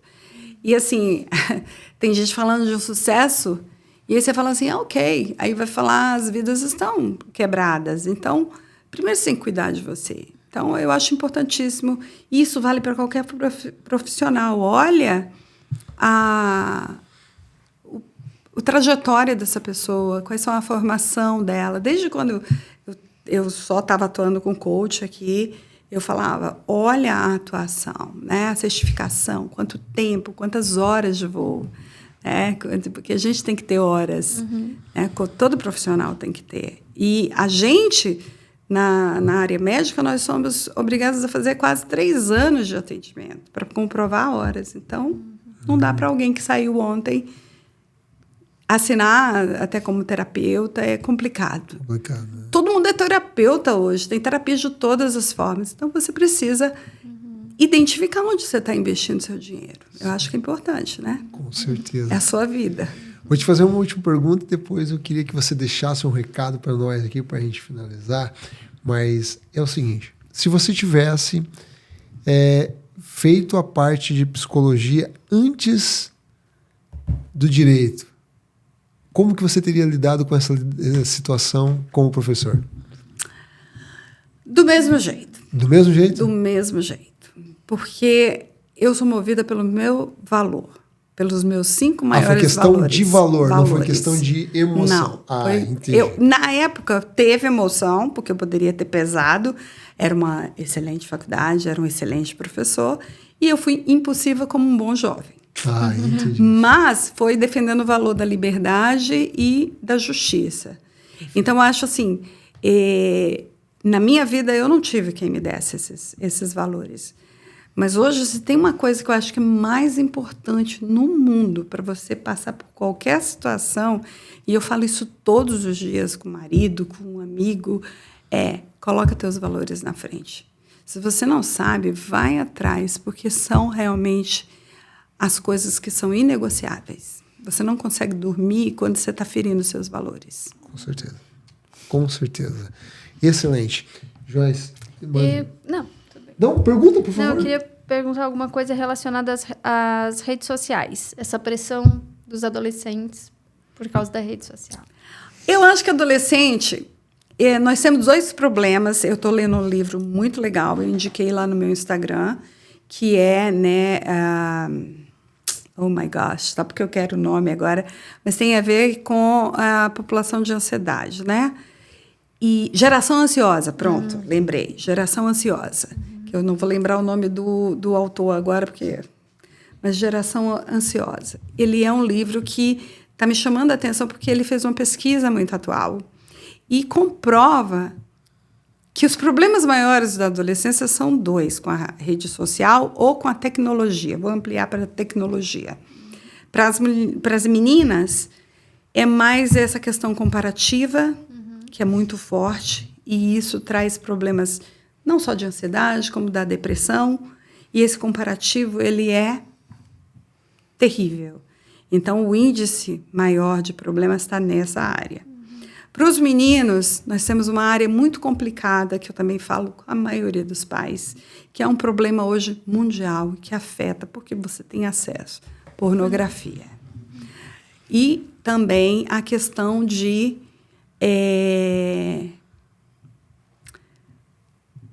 desse abuso de posicionamento, sem fazer uma análise. Eles não têm condições de fazer análise, então eles abusam de acusar, de cancelar, né? Que é cancelar as pessoas.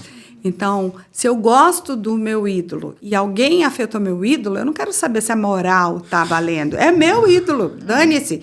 Esse cara que está afetando o meu ídolo, vou defender o meu ídolo. E, às vezes, você está defendendo um cara que não tem moral nenhuma. Aconteceu isso no Japão, com alguns jovens cantores, tem outros... Muito a gente tem exemplos em vários lugares, mas eu vou citar esses dois, porque teve um caso a nível internacional que envolveram 2 repórteres que tiveram a vida cancelada porque foram contra um caso desse aí que tinha até rape envolvido, né? Então, eles perdem a noção do certo e errado. Eu vou defender quem eu admiro. Por quê? Porque eles não estão fazendo análise, gente. Eles não... Se você em casa, como pai e mãe, ou a estrutura que cuida, a aldeia que cuida dessa criança, desse adolescente, não indicou para ele o que é certo e errado, ele vai por quem ele gosta. Ele vai acreditar no que ele está vendo e ouvindo. Então, este é um ponto que os 2 sexos, tanto menino e menina, eles têm essa falta dessa análise. O problema de comparativos e de estar sempre buscando uma aprovação da menina e a busca de pornografia pelo garoto. Mas há um problema surface que é integral. Preocupa o bebê que está nascendo, que é a perda da infância. Hoje, os nossos filhos não têm infância. Eles estão perdendo experiências. E a neuroplastia, o desenvolvimento desse córtex frontal, que não existe, que vai ser formado só aos 25 anos, ele não existe, mas o teu cérebro ele é capaz de criar caminhos neurais através da neuroplastia que faz você fazer um controle do seu sistema e aprender. Então, você não tem, como jovem, a racionalização, mas eu, como pai, ou tendo alguém para ensinar, eu vou te conduzindo a aprender, você vai criando pela neuroplastia, essas novas experiências te dão o conhecimento. Por isso que, às vezes, tem muitas pessoas que têm um amadurecimento precoce, justamente por aprendizados e tudo mais. Hoje eu percebo... Você acha que hoje as pessoas estão tendo um amadurecimento precoce? Não. Não, eu acho que é o contrário. Entendi. É o contrário. Tardio. Então, Sim. assim, essa pessoa não fez essa análise, não recebeu a orientação dos pais, não tem uma aldeia para cuidar. Ele imagina, ele reage. Quando você perde isso, esse contato de você aprender, de você ter experiências, de você brincar, de você experimentar a terra, os animais, o contato lá fora, tudo isso está sendo perdido. Sim. Porque o tempo de tela é muito grande. É muito grande. O tempo de convívio social, a briga constante de você tem que ter hoje para tirar um jovem. Eu tenho um em casa de 15 anos. De 15 anos ele sabe, ele... Tá, assim, essa semana foi brigas terríveis comigo. Você acha que eu estou ilesa? Não, eu tenho um de 15 ainda. A missão continua. A missão continua. Nós temos uma de 15 também. Pois é, e ele me desafia o tempo inteiro. Então, tem algumas coisas que eu já consagrei, tipo, eu não preciso olhar onde ele navega, eu confio, mas tem o tempo que ele não gere. E aí a gente fica numa condução e vem, assim, a independência que ele vê que eu sempre dei sendo né, podada, ele não quer aceitar. Eu falo, ok, então cresce nisso, gerencia se você quer. Então, é muito difícil. Mas, assim, para responder, as redes sociais e a tecnologia, nós temos um problema muito grande, que é isso, estão tirando o tempo da infância, da adolescência e toda a riqueza que pode construir uma trajetória. E aí, o que nós temos? Não é a geração mimimi, é uma geração que a gente enfraqueceu dessas experiências e de poder dar para eles ferramentas que eles saibam lidar nas necessidades. Esse livro ele é ótimo. Quem quiser depois olhar no meu Instagram, está lá. Ele é um livro atual, estava best-seller até agora em abril, maio, por aí, ele estava em primeiro lugar. Eu vi em inglês aqui já, mas em português só no Brasil mesmo. Mas é um livro que você vê ele te trazendo um comparativo incrível. O começo do livro já te pega, porque ele compara você... eu vou dar um spoiler horrível aqui, né? Mas assim, só para você ter noção, você deixaria o seu filho ir para uma missão num planeta se você não soubesse como ele é? Que tipo de perigos tem? Que tipo de experiência? Se ele vai voltar integral? Então, assim, a rede social, a tecnologia é a mesma coisa. Você está deixando seu filho navegar num lugar, fazer uma viagem que tanto biologicamente, porque afeta a biologia, o fisiológico, afeta o emocional, o desenvolvimento e todos os skills sociais. Todos. Então, você não deixaria se você soubesse. Depois que você lê esse livro, você muda de posicionamento. Tela para criança, para bebê, tudo. Você faz uma análise do comparativo que ele faz. Nós estamos sendo negligentes. Porque o perigo está dentro da nossa casa. Então, assim, tem como a gente tirar? Não. É para tirar 100%? Não. Mas você tem que estabelecer limites. Você tem que estar olhando. Eles não têm essa capacidade. Verdade. Isso aí eu concordo plenamente. E a gente tem tido uma luta também. Eu acredito que isso aí é geral de todo mundo que tem adolescentes nessa idade, nessa fase. Porque está muito fácil o acesso a tudo e a todo momento estão sendo bombardeados a todo momento. Gera agressividade, inclusive. Na própria escola, agora é com computadores que eles estudam, é tudo isso. Então é tela a todo momento. Não tem como fugir, mas a gente precisa saber lidar e controlar e ter os valores. No livro ele fala do exemplo de que a família tirou por 1 ano de uma menina e a mudança que eles viram. Então é muito rápido para você ver a mudança. E a criança que fica sem, ela volta e ela concorda que ela estava num estágio diferente. Sim, tem que ter esse controle. Então, Cláudia, queria muito que você usasse agora essa câmera aqui para deixar aquela mensagem, recado que você quiser, né? Mensagem final. Em primeiro lugar, eu faço aquele estereotipo completamente contrário das psicólogas boazinhas, calminhas, que falam pouco, que deixam... não tem isso. Não estereotipem.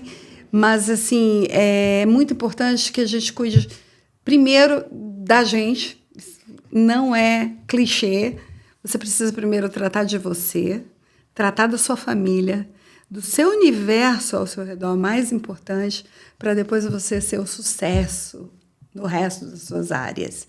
É importante que você cuide realmente do seu bem-estar, para você cuidar do outro. E a historinha da máscara de oxigênio do avião, ela é um exemplo maravilhoso. Você tem que realmente dizer isso. Faça primeiro o cuidado emocional seu. Sempre a gente tem alguma coisa para curar. Sempre a gente tem alguma coisa para cuidar do nosso emocional. Então, cuida de você. Começa com prevenção, não espera o problema chegar. E assim, se eu puder te ajudar, a gente tem um grupo de apoio à parentalidade. Eu chamei o grupo assim, para aqueles pais que estão enfrentando desafios com a adolescência, que têm dúvidas, que têm medos, que não estão podendo discutir isso numa rede social, é complicado. A gente criou um grupo, tá lá no link do meu Instagram, psi.claudiafarias. Você entra no link da bio e você vai para um grupo do WhatsApp que é exclusivo para pais de adolescentes.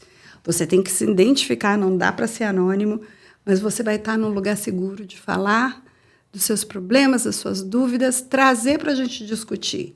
E aí, nesse grupo, você vai ser convidado para uma reunião em particular, num ambiente seguro para a gente discutir assuntos assim. Isso é parte do meu trabalho, não é um grupo pago, não tem interesse de... né? O interesse é servir mesmo a comunidade, porque eu acho que é essencial, né, a parentalidade ter esse suporte, porque é muito desafiador ser pai de adolescente. Que maravilha! A gente vai deixar aqui abaixo na descrição, dá uma checada, todos os contatos da Cláudia, inclusive o link. Tem mais alguma coisa? Não? Forte abraço a todos, que Deus abençoe grandemente a sua vida.